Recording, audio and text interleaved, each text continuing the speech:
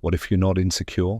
You're just unaware of your own quiet confidence. You question yourself a lot, second-guess decisions, overanalyze interactions, wonder if you're coming off as awkward or too much or not enough. You don't feel loud, you don't feel sure of yourself, and you definitely don't feel confident. But here's the thing no one tells you. Confidence doesn't always feel like confidence. Sometimes it feels like fear, being overridden, like still showing up even while your heart is pounding, like not needing the spotlight and not shrinking in the dark either. You might be more confident than you think. Let's find out. 1. You set boundaries even when it's hard. You don't say yes just to be liked anymore. You've learned the hard way that people-pleasing is a short-term fix with long-term pain, and though it still stings to disappoint someone, you do it anyway when your peace is on the line. That's confidence, not arrogance, not apathy, just a quiet decision to honor yourself even when it costs you approval. It's the moment you don't over-explain your no. It's choosing rest over resentment.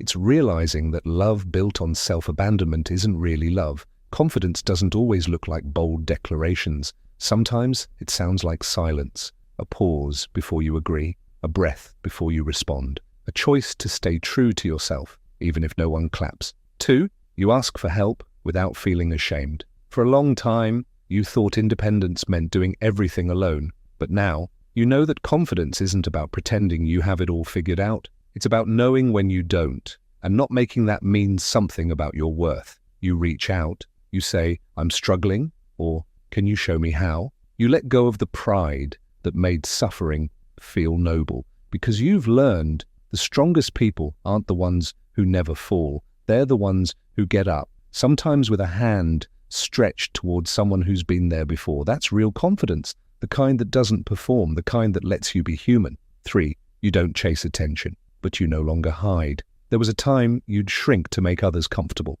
or overcompensate, trying to be seen, but now you just show up. You don't need to dominate the room. You don't need to disappear either. You speak when you have something to say, not something to prove. You can take a compliment without deflecting it. You let your presence be felt, not forced. That subtle shift from hiding to existing freely is massive. It's not loud, it's not flashy, but it's deeply rooted. Confidence isn't always the person dancing on the table. Sometimes it's the one in the corner, smiling with soft certainty, not because they don't have doubts, but because they've made peace with them. 4. You've stopped comparing your timeline to everyone else's. You used to feel behind, like everyone was speeding past you. Careers, relationships, milestones. You'd scroll and shrink, measure your worth against someone's highlight reel. But these days, you're learning to trust your path, to celebrate others without questioning yourself, to move at the pace of authenticity, not urgency. You realize that confidence doesn't need validation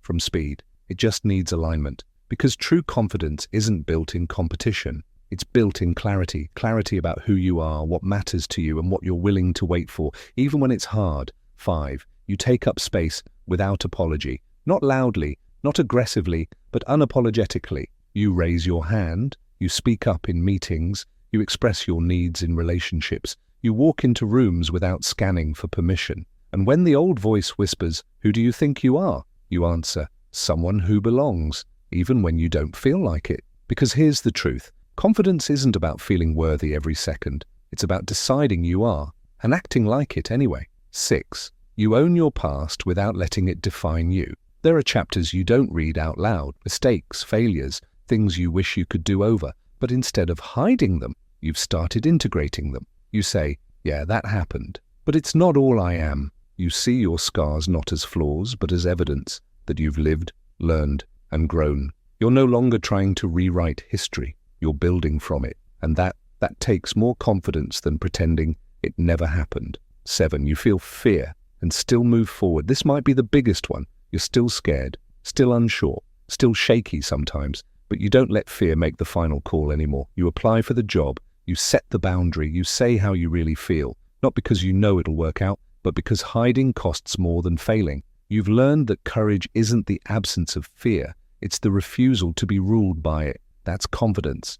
Not certainty, but movement. Not perfection, but presence. Not ego, but inner alignment. You might not have noticed it happening because true confidence doesn't announce itself. It grows quietly in the background of your healing, in the way you return to yourself after disappointment, in the way you soften instead of shutting down, in the way you show up, not as a performance, but as a practice. Confidence isn't a mask you wear, it's a mirror reflecting the parts of you you've finally started to trust. So if you've ever wondered, am I confident enough? Maybe ask a different question. What if you already are? What if you've just been measuring it with the wrong ruler? You're not behind, you're becoming. And if any part of this resonated with you, that quiet strength, that subtle shift, that unfamiliar self-trust beginning to form, know this. It's not random, it's not fake, it's not accidental. It's confidence growing in your own language. And maybe, just maybe, it's time you started believing in it too. If this spoke to something in you,